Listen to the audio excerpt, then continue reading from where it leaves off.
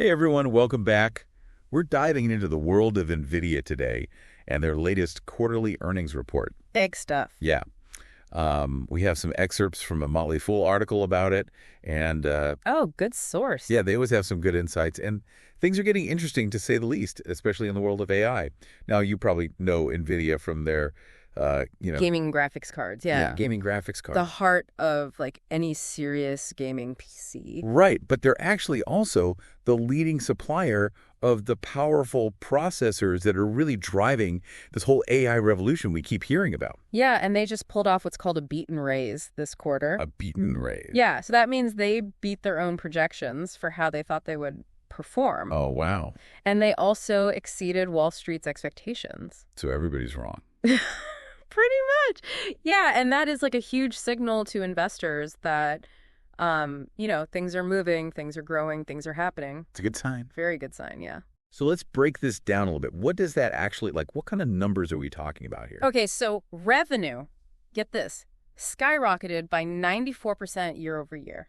94%. That's enormous. Huge. And it reached $35.1 billion Billion. with a B. Wow. Analysts were predicting about $33.13 billion. So they were way off. Way off, yeah. That is amazing.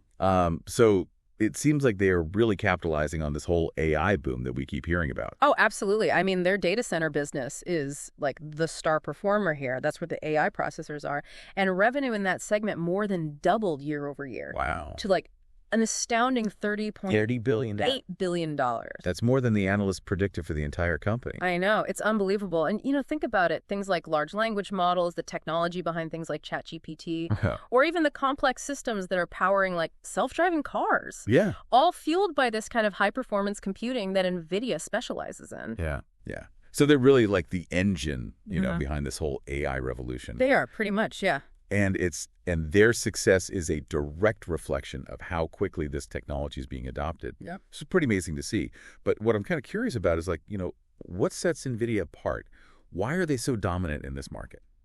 That's a great question. And I think a lot of it goes back to their early investment in building like a software ecosystem alongside their hardware. Oh, interesting. So, developers have really flocked to NVIDIA's platform because it's very robust, it's very powerful, and it lets them really optimize their AI applications. I see.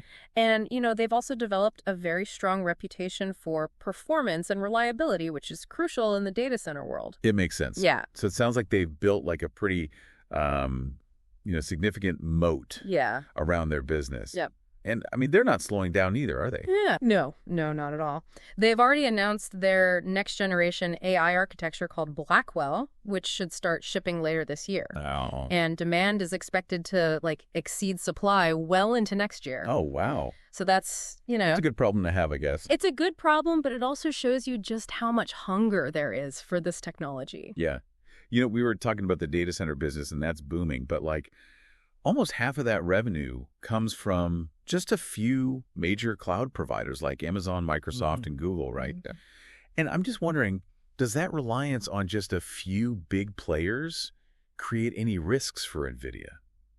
Yeah, it's interesting to think about. Yeah. It's like a double-edged sword, Yeah. On one hand, having these major players as customers gives you a certain level of stability, like predictable revenue. Right. On the other hand, if cloud spending were to slow down for any reason, it could, have a pretty big impact on NVIDIA's growth. That makes sense.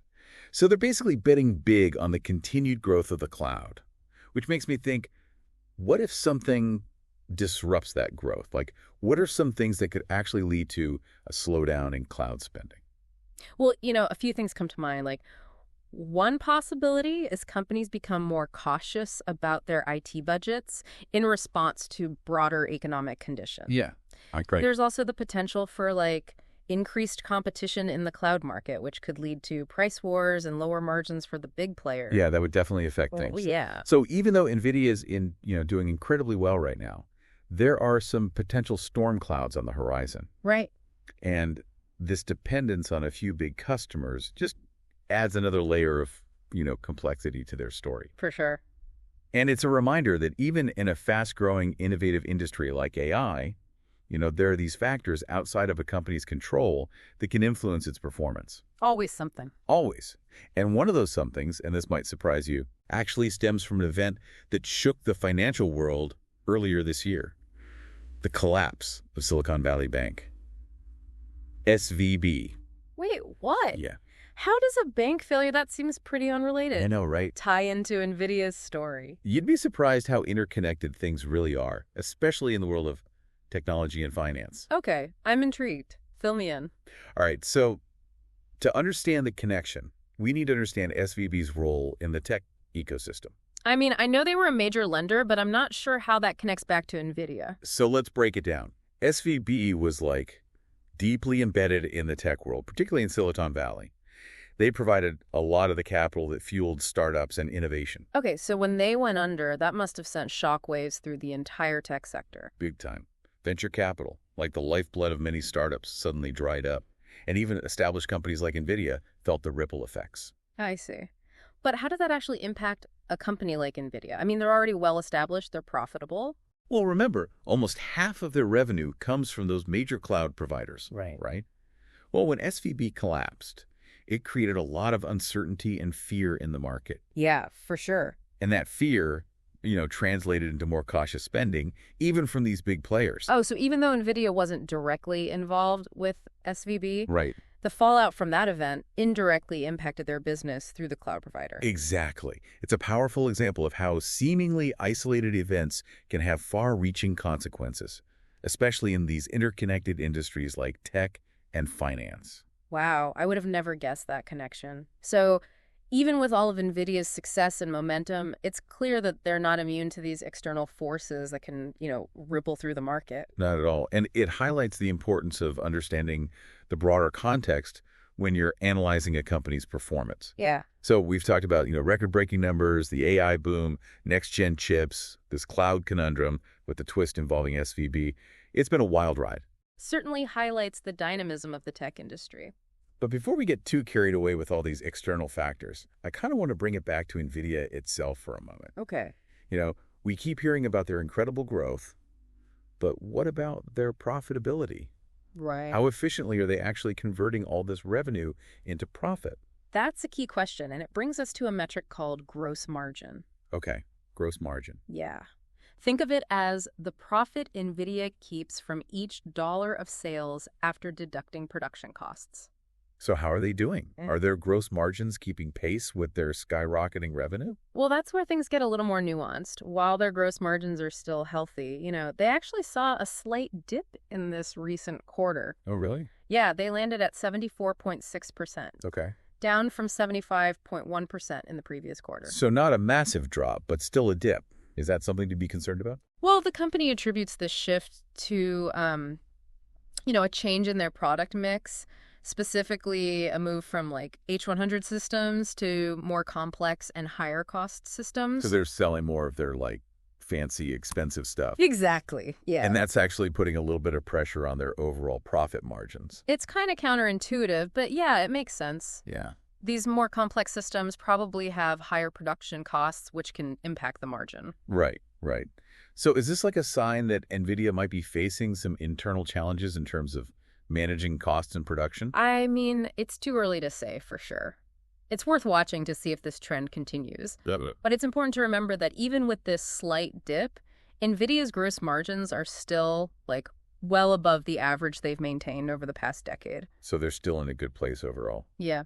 But this whole conversation about margins and cloud providers and potential risks, it makes me think about, we're living in a time where AI is just evolving at lightning speed. Crazy. What does that mean for a company like Nvidia trying to stay ahead of the curve? Yeah, I mean, it highlights this constant pressure on tech companies to constantly innovate and adapt. I mean, Nvidia is already talking about their next generation AI architecture, Blackwell. Right, and they said that demand is expected to exceed supply for Blackwell, well into next year. Yeah, well into next year. That sounds like a good problem to have, but it also makes me wonder, what if they can't keep up? Yeah. What if something disrupts their ability to produce these chips at the pace they need to? That's a key consideration. Any disruption to their supply chain, whether it's due to, geopolitical factors, manufacturing issues, or even something unexpected, could really impact their growth. So even with all this incredible momentum and demand, there are still these underlying vulnerabilities that, investors and just anyone interested in the future of AI should be aware of. Absolutely. It's a reminder that no company, no matter how innovative or dominant, is completely immune to, the forces of the market and the uncertainties of the world. Okay, so we've talked about record-breaking numbers, AI boom, next-gen chips, cloud conundrums, and potential margin squeezes. It's been a whirlwind. Yeah, it has. Certainly highlights the dynamism of the tech industry. But before we wrap things up, I want to bring it back to the bigger picture for a moment. We've been focusing on Nvidia, but their story is really just one piece of a much larger puzzle. You're right. Their success and their potential vulnerabilities are kind of intertwined with the trajectory of AI as a whole.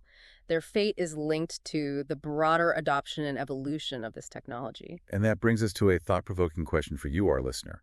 Knowing what we now know about Nvidia's, remarkable success and the potential weaknesses they face, what other industries or companies do you think might be similarly affected by shifts in the AI landscape or changes in cloud computing?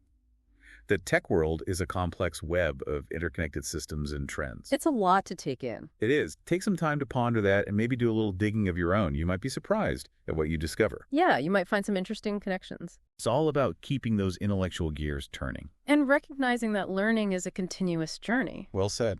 It really is fascinating to think about how a company like Nvidia, which is, at the forefront of AI, might be affected by factors that, on the surface, just seem completely unrelated. Right. It really does underscore just how interconnected everything is. Yeah. We've been focusing on these external factors like cloud spending, even bank collapses, but I'm curious to get back to NVIDIA's internal dynamics for a minute. Okay, yeah. We touched on their gross margins earlier and how those have dipped slightly. I'm wondering, what else can we learn from their financials about the challenges that they might be facing? Yeah, one area that warrants attention is their research and development spending, or R&D. Well, R&D. This is where companies invest in developing new technologies, staying ahead of the curve. And for companies like Nvidia, which is in such a rapidly evolving field like AI, R&D is absolutely crucial. Yeah. So how much is Nvidia spending on R&D?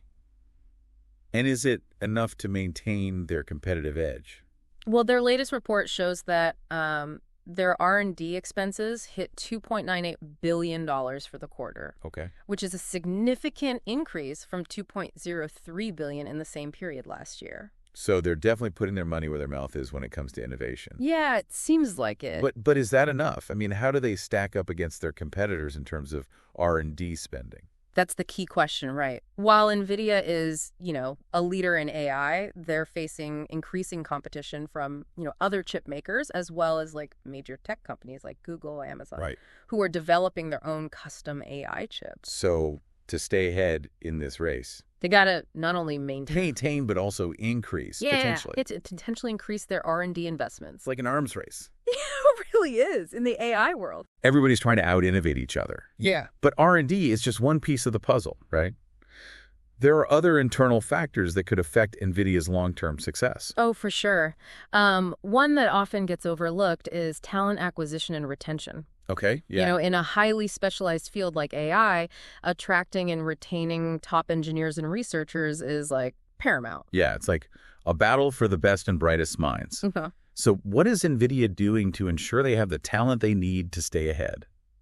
Well, they've been known to offer competitive salaries and benefits packages, but they also need to foster a culture of innovation and collaboration that really appeals to, top talent. Right. It's not just about the money. It's about creating an environment where people, feel challenged, feel inspired to do their best work. That's a really important point. It's one thing to have the resources and the technology, but without the right people driving those efforts, it's all for nothing. Yeah, exactly. And in a field as dynamic as AI, where breakthroughs happen, so rapidly. All the time. Companies need to be agile, they need to be adaptable, and that means having a workforce that's not only skilled, but also able to learn and evolve really, really quickly. Yeah.